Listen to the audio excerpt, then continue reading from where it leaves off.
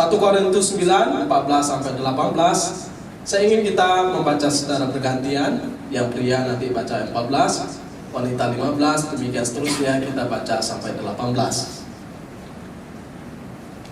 1 Korintus pasal 9, 14 sampai 18. Mulai dari pria, berikut wanita, bergilir lagi pria, wanita, dan mungkin ayat 18 kita baca bersama-sama.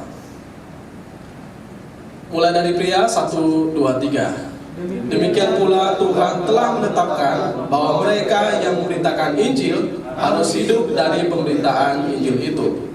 Tetapi aku tidak pernah mempergunakan satupun dari hak-hak itu. Aku tidak menulis semuanya ini supaya aku pun diperlakukan juga demikian. Sebab aku lebih suka mati daripada sungguh kemegahanku tidak dapat dibedakan siapapun juga. Karena jika aku memberitakan Injil, aku tidak mempunyai alasan untuk memegahkan diri. Sebab itu adalah keharusan bagiku. Celakalah aku jika aku tidak memberitakan Injil. Kalau ada kata aku melakukannya menurut kehendakku sendiri, memang aku berhak menerima upah. Tetapi karena aku melakukannya bukan menurut kehendakku sendiri, pemberitaan itu adalah tugas penyelenggaraan yang ditanggungkan kepadaku. Kalau demikian, apakah upahku? Upahku ialah ini, bahwa aku boleh memberitakan Injil tanpa upah, dan bahwa aku tidak mempergunakan hakku sebagai pemberita Injil. Kalau kita perhatikan, ini merupakan suatu prinsip yang dipegang oleh Paulus, bahwa semangat dia yaitu waktu dia melayani Tuhan, termasuk juga memberitakan Injil, yaitu memang sudah ada ketentuan bahwa orang yang melayani Tuhan itu mendapat upah dari pemberitaan Injil itu. Memang harus hidup daripada pemberitaan Injil itu. Tapi dia berkata, dia tidak memilih untuk harus mempergunakan hak itu. Karena yang terpenting adalah bagaimana berita Injil itu tetap tersebar luas. Jadi jangan sampai sudah mendapatkan hak, justru nyaman dengan hak, lalu melupakan kewajiban bahkan panggilan untuk memberitakan Injil. Nah, dalam bagian ini saya pikir ini suatu prinsip yang harus kita pegang dalam pelayanan kita atau dalam kehidupan kita sebagai anak-anak Tuhan. Yang menurut saya bukan hanya bicara tentang seorang hamba Tuhan, tapi semua kita sebagai anak-anak Tuhan yang memang siap melakukan pekerjaan Tuhan dalam pemberitaan Injil, dalam pelayanan apapun, bahwa ketika kita melayani harus pegang satu prinsip. Saya melayani tujuannya bukan untuk mendapatkan uang, bukan untuk mendapatkan upah. Karena titik poinnya jangan langsung ke sana. Kalau kita udah langsung ke sana, ujung-ujungnya adalah uang. Karena pelayanan itu bukan bicara tentang uang. Bahwa kemudian ada dukungan, puji Tuhan. Tapi kalau tidak ada juga tidak mengapa, karena memang semangatnya adalah ya kita berani bayar harga untuk supaya Injil itu diberitakan lebih luas, lebih jelas kepada banyak orang. Sehingga ya saya pikir ada suatu prinsip yang besar yang ingin Paulus katakan. Di dalam Taurat memang sudah dijelaskan bahwa seorang pembajak ya mendapat upah dari hasil bajakannya. Bahkan orang yang melayani di rumah Tuhan mendapatkan upah dari pelayanan di rumah Tuhan. Bahkan di awal yang kita baca dalam 14 ini dikatakan, demikian pula Tuhan telah menetapkan bahwa mereka yang memberitakan Injil ya harus hidup dari pemberitaan Injil itu. Dan memang jelas bukan kata-kata Paulus ya. Di dalam Taurat sudah diatur bagaimana orang mendukung pekerjaan Tuhan, mendukung pelayanan-pelayanan para imam. Tapi juga dalam perjanjian baru Tuhan Yesus sudah menjelaskan juga bahwa orang yang memberitakan Injil yang mereka hidup dari pemberitaan Injil. Coba kita perhatikan dalam Matius pasal 10 ayat 10. Boleh satu orang baca buat kita? Matius pasal 10 ayat 10.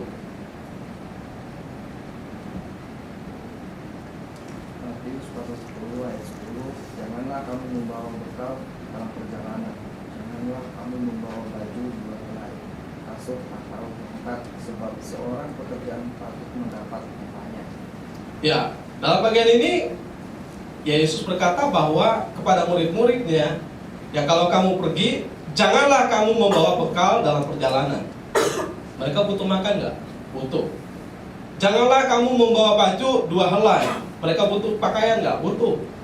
Janganlah kamu membawa kasut atau sandal atau sepatu ya, untuk alas kaki atau tongkat. Sebab seorang pekerja patut mendapat upahnya. Artinya bahwa orang yang bekerja, mereka mendapatkan upah. Dengan cara apa? Ya dengan cara Tuhan sendiri. Tuhan bisa memakai umat, kalau umat terdorong untuk mendukung pekerjaan Tuhan. Tapi Tuhan bisa juga pakai orang lain. Kalau misalnya umat tidak tergerak atau umat tidak mampu, Tuhan bisa pakai orang di luar sana yang belum percaya pada Tuhan. Sehingga kalau kita perhatikan dalam Alkitab ya, begitu banyak cara lah Tuhan bisa melihara umatnya. Misalnya seperti Elia dipelihara Tuhan melalui apa? Burung gagak dikirim, ya kan, memberi makan kepada Elia. Bangsa Israel keluar daripada Mesir, siapa yang ngasih mereka emas? Justru orang-orang Mesir yang memperbudak mereka, membekali mereka dengan emas, dengan kain-kain yang bagus. Lalu setelah orang Israel pergi, mereka kaget sendiri, kenapa bisa melakukan hal itu? Ya karena Tuhan sudah menggerakkan hati orang, sehingga begitu banyak kisah, termasuk kami dalam pelayanan, termasuk pelayanan yang lalu, bahwa satu gedung disediakan untuk gereja. Yang menyediakan bukan orang percaya loh, orang yang tidak percaya. Tapi satu gedung di mall, dan saya sebut misalnya salah satu mall yang kita kenal pasti tahu semua, dan itu mall yang sangat elit di daerah ini. Tapi yang pasti bahwa siapa bisa menggerakkan hati orang untuk suatu pekerjaan Tuhan seperti itu? Padahal ini untuk komersil. Tapi bisa-bisanya orang ini bukan percaya, tergerak untuk memberikan kesempatan ada pekerjaan Tuhan, pemberitaan Injil terlaksana di sana. Nah, ini sesuatu yang ajaib menurut saya. Banyak kisah yang lain tentunya yang kita dapat dengar. Salah satu teman saya juga, kemarin saya barusan pelayanan, dia melayani di salah satu daerah belum percaya, kuat dengan okultisme, pengaruh dengan apa, mabuk-mabukan, judi, bahkan kehidupan yang luar biasa, penyembah berhala. Tapi anehnya waktu teman saya datang ke sana coba untuk melayani, menginjili, dia ketemu dengan seorang bapak memanggil dia datang, minta didoakan, padahal dia bukan orang percaya. Lalu setelah didoakan, dia rasa diberkati, lalu berkata kepada ibu ini yang melayani, silahkan pakai tempat di sebelah sini, rumah saya ini dipakai untuk pekerjaan Tuhan, dipakai untuk pelayanan, silahkan. Akhirnya teman saya mendirikan suatu yayasan, didirikanlah TK di situ, dan TK yang Kristen. Ya karena awal mula saya datang dan berdoa untuk tempat itu, dan teman saya mengundang saya. Ini sudah cukup lama berjalan, dia berkata, Pak, puji Tuhan sudah berjalan dengan baik. Jadi kalau kita lihat ya, pekerjaan Tuhan itu indah sekali. Bagaimana Tuhan sebetulnya menyediakan apa yang diperlukan dalam pekerjaannya, baik untuk seorang hambanya maupun untuk semua kebutuhan yang diperlukan oleh anak-anaknya, dan juga termasuk dalam pelayanan-pelayanan yang menunjang. Nah, sehingga saya pikir bahwa ya kita tidak boleh berhenti karena kita kurang uang, kita tidak boleh berhenti karena kita kurang orang, tetapi kita maju terus karena kita jelas panggilannya. Kita maju terus karena kita tahu prinsip apa yang harus kita kerjakan dan jalankan. Sehingga saya pikir bahwa ya kasihan sekali kalau orang berhenti melayani karena tidak ada upah, atau upahnya tidak mencukupi. Sehingga kayaknya juga termasuk juga di lingkungan seorang hamba Tuhan atau seorang rohaniawan, karena upahnya tidak mencukupi, kemudian dia pindah ke sini, pindah ke sana, pindah ke sini, pindah ke sana, berharap cari upah yang besar. Ya, saya pikir kalau udah begitu ya motivasinya pasti salah. Dan kita lihat, ya karena saya juga punya prinsip bahwa ya kalau misalnya satu gereja mampu untuk mendukung atau mampu untuk memberi, ya tentu kita menerima dengan ucapan syukur. Kalau enggak, kita lihat dulu kondisi. Lalu ya saya biasanya kalau lihat gereja kecil ya, dalam konteks baru mulai, baru bertumbuh, Tetap saya terima. Lalu saya berkata kepada majelisnya, dimasukin lagi ya ke persembahan. Lalu ya saya lihat juga beberapa kawan yang mengisi pelayanan tempat ini juga begitu. Jadi saya pikir poinnya adalah dalam pelayanan kita nggak boleh mengandalkan uang atau bermotivasikan uang. Dalam pelayanan juga kita nggak boleh mengandalkan orang, siapapun. Karena makin hari saya makin mengerti ternyata orang yang besar, orang yang punya, orang yang mampu kita harapkan juga ternyata nggak mampu juga mengerti tentang pelayanan. Justru orang yang sederhana. Maka saya mulai mengerti. Ternyata pelayanan itu bukan bicara tentang semuanya, kemampuan, kehebatan, atau uang yang dimiliki. Tetapi kemudian bicara tentang panggilan. Sehingga Paulus dengan jelas, memang Tuhan sudah menetapkan bahwa ya seorang pemberita Injil itu harus mendapatkan upah daripada pemberitaan Injil itu. Tetapi aku tidak pernah mempergunakan satupun dari hak-hak itu. Aku tidak menulis semuanya ini supaya aku pun diperlakukan juga demikian. Sebab aku lebih suka mati daripada pada apa ini? Karena ada titik lalu tanda seru. Kalau kita perhatikan di dalam Filipi pasal yang pertama ayat 20, 21 dan seterusnya, Paulus berkata, sebetulnya saya lebih ingin hidup bersekutu dengan Kristus daripada saya hidup.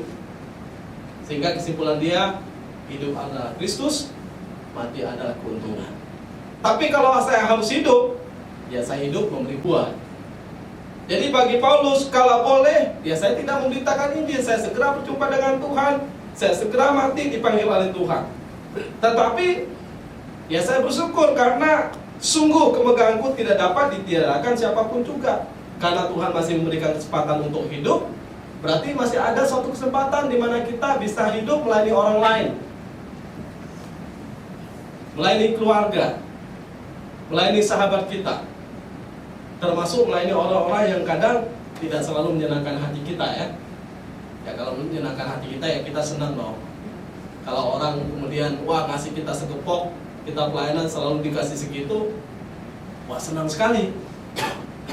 Apalagi setelah itu diajak makan mewah, lalu kata teman saya dikasih kartu kredit mau dipakai berapapun nggak ada limitnya, waduh senang banget ya kan. Tapi dalam konteks ini ya pelayanan nggak selalu seperti itu.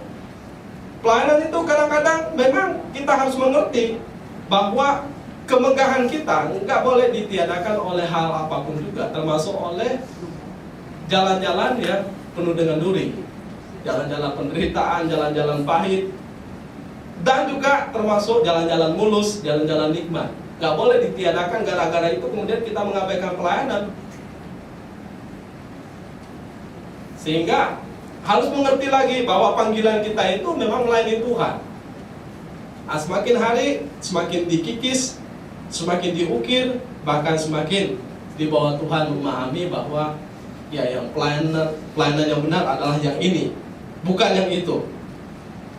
Yang maksudnya ya kalau kita pelayanan hanya untuk menyenangkan diri ya semua orang bisa. Tapi kalau kita melayani karena memang kita tahu bahwa itu panggilan kita ada di sana untuk melakukan pekerjaan Tuhan, apapun kondisinya, apapun penerimaannya, ya saya pikir itulah yang tidak mudah. Sehingga Paulus berkata, ya sungguh kemegahanku tidak dapat ditiadakan siapapun juga. Jadi nggak ada seorang pun yang bisa membeli dia, yang bisa menghalangi dia juga untuk terus maju dalam suatu pekerjaan Tuhan.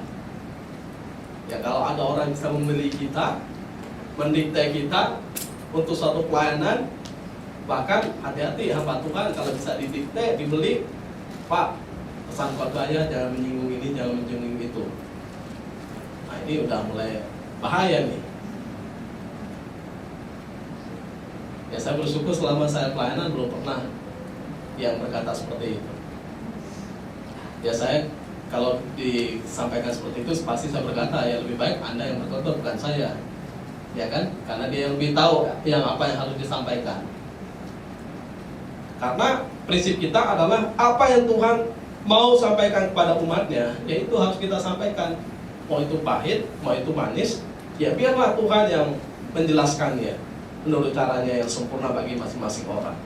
Sehingga tidak boleh ada orang meniadakan kemegahan kita untuk memberitakan suatu pesan Injil.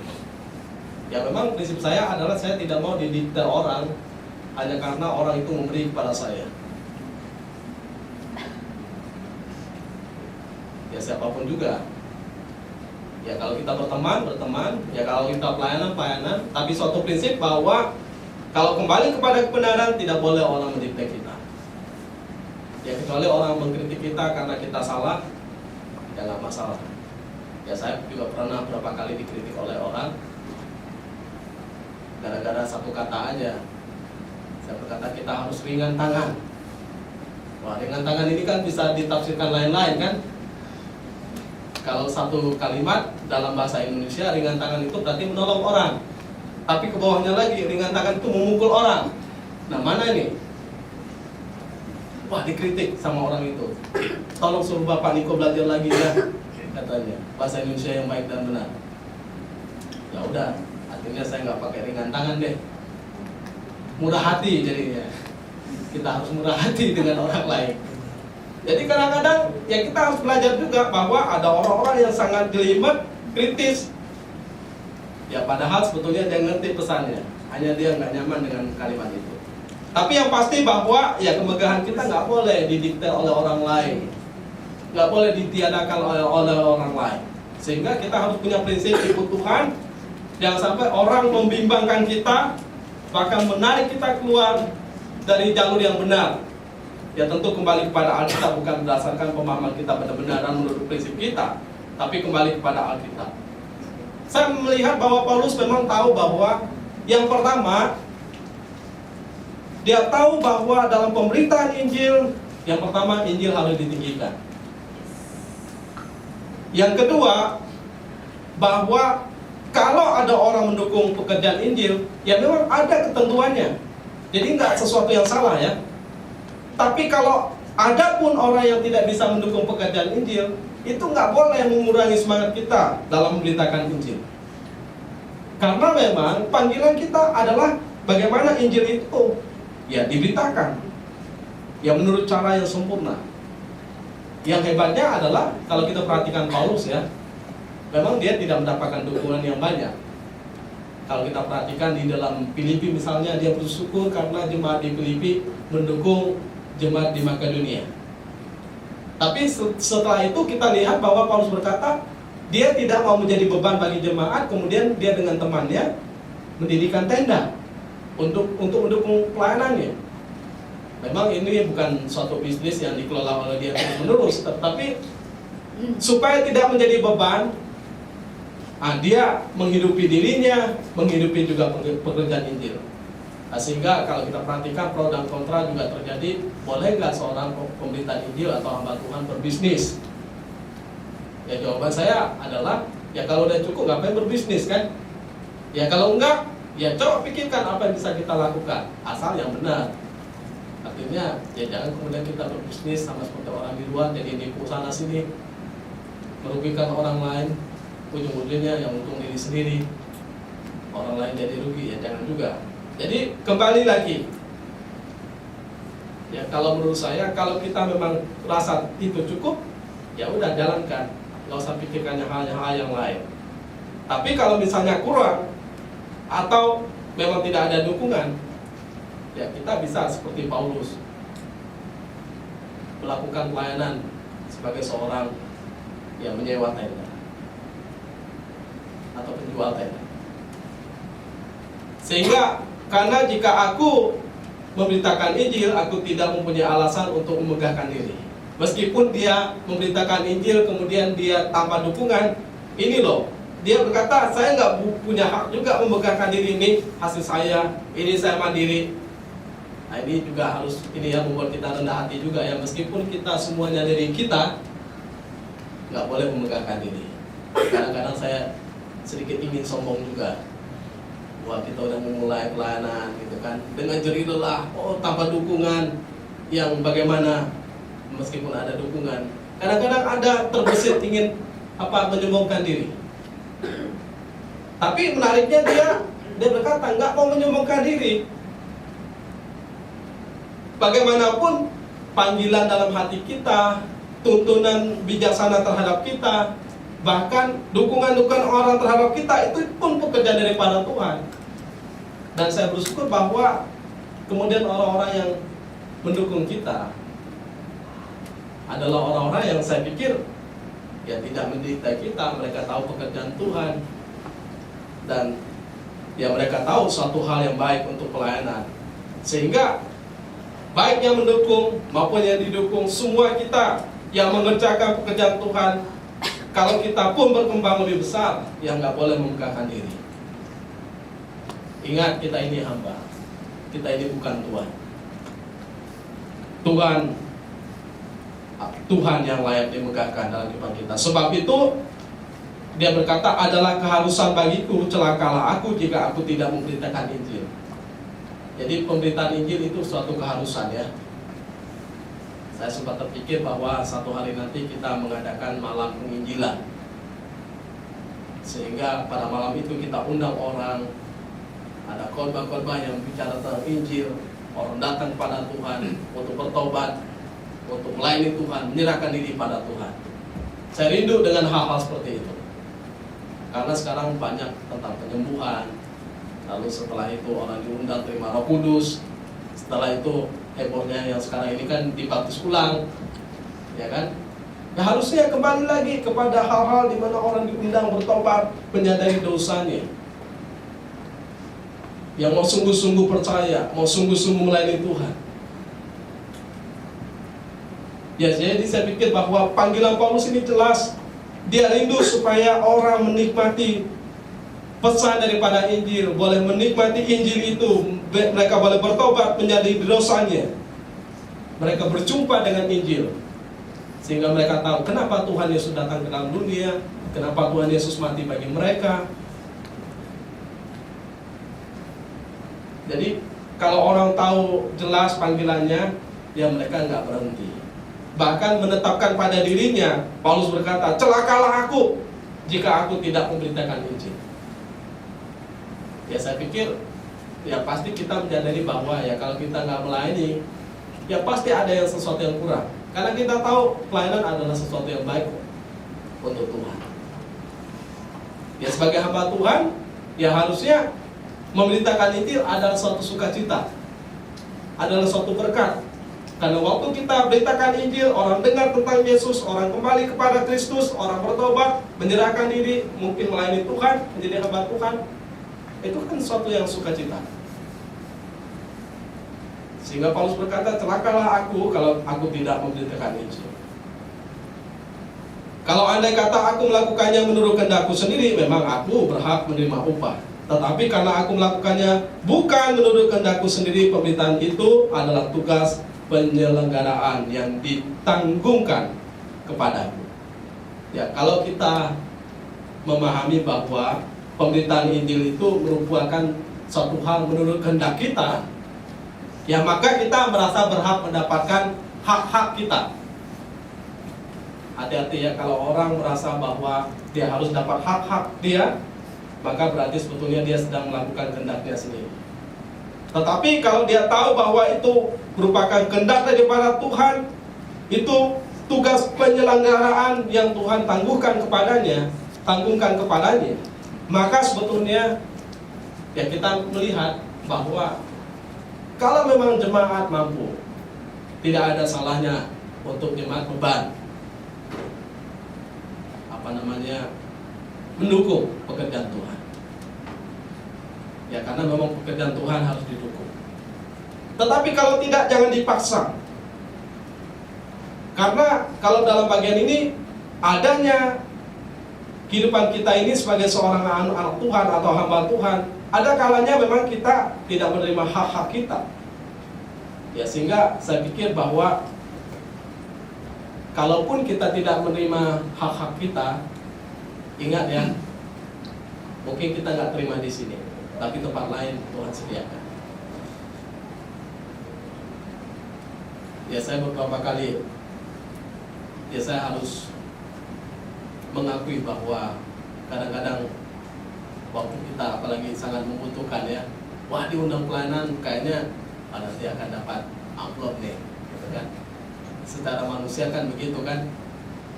Tapi berapa kali saya mengalami, terima kasih Pak ya, korbannya bagus sekali katanya. Sampai saya pulang nggak ngasih amplop ya. Waduh, korbannya bagus tapi dia nggak beban juga. Minggu depan ketemu, Pak sorry ya, aduh amplopnya ada di sini Pak, saya lupa nih ngasih ke Bapak. Saya juga malu juga, ternyata orang itu sudah siapkan, tapi Tuhan juga sedang menguji saya, ya kan? Ya kadang-kadang kita harap-harap, kita pikir kita udah tulus banget ya melayani Tuhan, tapi ternyata nggak tulus juga. Ya harus kita akui bahwa kadang-kadang memang kita harus belajar bahwa ya memang cara Tuhan itu ya begitu. Untuk nggak mungkin kan orang itu tiba-tiba nanya kepada kita, Bapak nunggu-nunggu nggak mungkin kan. Tapi kan pas kita ketemu, wah kita malu juga, ternyata hati kita masih belum murni juga. Ya memang secara manusia kita bilang butuh kan, tetapi ada kalanya Tuhan memang menguji kita. Sehingga memang pernah saya juga baca di satu buku, ada seorang hamba Tuhan diundang ke tempat lain. Ini perjalanan jalan kaki. Lalu setelah pulang, ya orang-orang yang mengundang itu mengucapkan terima kasih, dikasih daun singkong, dikasih ini singkong kan, wah hasil-hasil pertanian. Dia pulang dengan sedih, menggerutu dia berkata, kalau cuma begini mah saya juga bisa ngambil di kebun saya, katanya. Akhirnya seminggu kemudian datang orang itu, Pak maaf ya amplopnya lupa. Jadi memang ada kalanya orang-orang diuji seperti itu.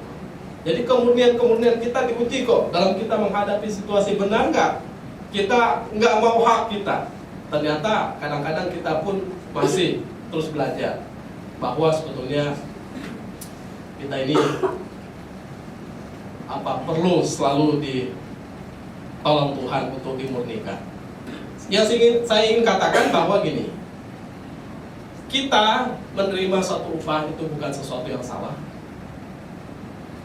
Atau tidak menerima upah bukan berarti kita lebih rohani daripada yang terima upah. Kalau kita terima upah bukan sesuatu yang salah ya.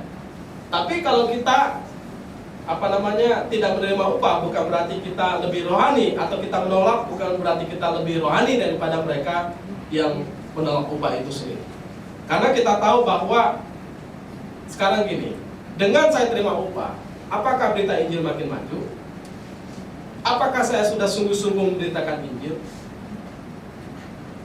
Apakah saya melakukan ini karena saya mengasihi Tuhan, mengasihi sesama saya? Nah, itu yang penting. Jadi kembali lagi bahwa apa yang kita lakukan ini, mau dapat upah, mau tidak dapat upah, jangan sampai nggak dapat upah kita sembarangan. Ya murni harus kita sampaikan suatu pesan yang sangat tegas dan jelas tentang keberadaan Injil itu, supaya Injil itu dapat dinikmati oleh orang itu dalam kehidupan. Sehingga ya saya pikir bahwa mengapa pemberitaan Injil itu sering kurang maju ya. Ya saya nggak tahu konteks sekarang, tapi saya lihat kalau saya bandingkan dari saya remaja sampai sekarang, sepertinya semangatnya udah mulai redup. Semangatnya, getarannya ya tidak seperti yang dulu lagi. Ya kebanyakan gereja kan bagaimana memenuhi gerejanya dengan ornamen, fasilitas, atau mungkin tampilan panggung-panggung. Padahal sebetulnya itu nomor sekian. Jadi mengapa kurang adanya pemberitaan Injil, bahkan kurang maju pemberitaan Injil? Ya karena kita terlalu bergantung pada hal-hal yang sebetulnya nggak penting. Kita nggak konsen pada Injil itu sendiri. Bahkan cenderung pada gereja sekarang ya tentang uang, entertain, lain sebagainya. Dan kemudian karena banyak orang Kristen yang juga malas memberitakan Injil. Ini saya pikir juga satu pukulan bagi saya sendiri, bahwa memang kita harus bersemangat dalam memberitakan Injil. Yang memberitakan Injil berarti memberitakan tentang Yesus yang lahir, Yesus yang datang ke dalam dunia, Yesus yang mati bangkit, bahkan Yesus yang akan datang kembali. Sentralnya ada Kristus. Karena memang kenapa tidak maju ya, mungkin orang nggak menganggap bahwa Injil itu penting. Sehingga berita sekarang kan lebih kepada berita kebajikan dan sebagainya, motivasi dan sebagainya. Jadi karena banyak orang Kristen yang juga tidak ikut mendukung atau malas mendukung gerakan pemberitaan Injil. Kenapa kita gospel grace? Karena kita ingin menekankan pada semangat Injil. Grace itu mengingatkan pada kita bahwa kita sudah terima Injil dalam kehidupan kita. Sehingga sekarang gini, pertanyaannya, Tuhan sudah beri kepada kita limpah secara rohani, secara jasmani. Sekarang apa yang harus kita kerjakan bagi Tuhan? Harusnya Injil itu keluar dari kita, menjadi berkat bagi orang lain. Saya tertarik dengan seorang yang namanya John F. Kennedy. Dia seorang presiden Amerika ya. Dia berkata seperti ini: jangan tanyakan apa yang negara berikan kepadamu, tetapi tanyakan apa yang kamu berikan kepada negara. Dalam konteks rohani, ya kita jangan tanyakan, Tuhan apa yang Tuhan berikan kepada saya, apa yang Tuhan berikan kepada saya. Tapi mari kita tanyakan pada diri kita, apa yang saya berikan kepada Tuhan. Sebagai hamba Tuhan, apa yang kita berikan kepada Tuhan? Sudahkah kita memberitakan Injil dengan sungguh-sungguh, melayani Tuhan dengan sungguh-sungguh, melayani jiwa dengan sungguh-sungguh? Ya, sebagai jemaat Tuhan, apa yang bisa kita kerjakan untuk suatu pekerjaan Tuhan yang makin maju? Ya, saya pikir nggak ada alasan untuk kita berkata bahwa kita tidak sanggup, kita tidak mampu, karena Tuhan sudah mengerjakan yang terbaik. Maka mari kita melayani Tuhan dengan sungguh-sungguh, dengan kemampuan kita. Apa yang bisa kita kerjakan, kita kerjakan. Semakin sekarang ini saya makin mulai berpikir bahwa ya memang kita perlu orang-orang dari luar. Tapi sebetulnya orang luar hanya sebagai orang yang memberikan satu semangat sementara, yang kemudian yang terus bergumul, yang terus berjuang, yang terus menggeluti kehidupan dalam suatu pelayanan yang kita yang di dalam. Jadi sebetulnya kita di dalam inilah yang harus bertumbuh. Sehingga tadi dalam briefing saya katakan bahwa ya semua kita harus mengasah diri, belajar lagu-lagu rohani, secara pribadi membaca firman Tuhan, semakin dekat dengan Tuhan. Bahkan dalam hubungan dengan saudara-saudara seiman, ya makin dekat dengan saudara-saudara seiman. Ya itu gunanya kita berbeda. Ya kalau kita datang pulang selesai, udah masing-masing, ya saya pikir ya kasihan sekali. Maka semangat kita adalah sama seperti Paulus. Ya kalau kita boleh hidup, kita hidup untuk Tuhan, kita mati untuk Tuhan. Karena hidup dan mati kita adalah milik Tuhan. Sehingga bagian yang 17-18, kalau andai kata aku melakukan menurut kehendakku sendiri, memang aku berhak menerima upah. Tetapi karena aku melakukannya bukan menurut kehendakku sendiri, pemberitaan Injil itu ada tugas penyelenggaraan yang ditanggungkan kepadaku. Kalau demikian, apakah upahku? Upahku ialah bahwa aku boleh memberitakan Injil tanpa upah, dan bahwa aku tidak mempergunakan hakku sebagai pemberita Injil. Seorang Bernard berkata bahwa motivasi yang tertinggi dalam kehidupan seseorang adalah ketika orang sudah tidak ada motivasi lagi. Kalau kita perhatikan, Paulus sudah nggak ada motivasi untuk terima upah kan? Jadi memang motivasi kita adalah ketika kita sudah tidak ada motivasi untuk memakai motivasi itu bagi diri kita sendiri. Ya tentu kalimat ini nggak boleh diartikan secara sempit. Tetapi kita harus memaknai bahwa ketika orang sudah tidak mempunyai motivasi, berarti motivasinya itu apa? Yang motivasinya adalah bagaimana motivasi yang murni. Yang motivasinya adalah saya mengerjakan ini ya karena saya tahu bahwa Tuhan harus dijunjung tinggi. Jadi dengan kata lain, Paulus berkata, saya mah nggak penting mendapat upah, yang penting Tuhan ditinggikan, namanya diberitakan, Injil tersebar luas, banyak jiwa-jiwa yang mengerti tentang Injil Tuhan. Jadi pekerjaan Injil itu bukan uang, bukan upah, tetapi jiwa-jiwa dan nama Tuhan. Dan kita semangat di sini seperti itu. bahwa kemudian jemaat mendukung, apalagi konteks seorang pekerja Tuhan, hamba Tuhan, ya kita puji Tuhan. Memang kita berusaha kalau ada orang yang memang kita undang, kita memang berkewajiban untuk mendukung mereka. Kalau mereka kembalikan, ya kita menganggap bahwa mereka tahu bahwa mungkin mereka cukup. Tetapi kalaupun mereka menerima, ya kita juga menyediakan dengan sukacita. Sama seperti seorang hamba Tuhan didukung, kalau terima ya berarti memang membutuhkan. Kalau nggak terima berarti ya sudah cukup. Ya. Jadi bukan sombong-sombongan ya. Ya saya pikir bahwa motivasi kita tinggi yaitu untuk kemuliaan nama Tuhan. Mari kita berdoa.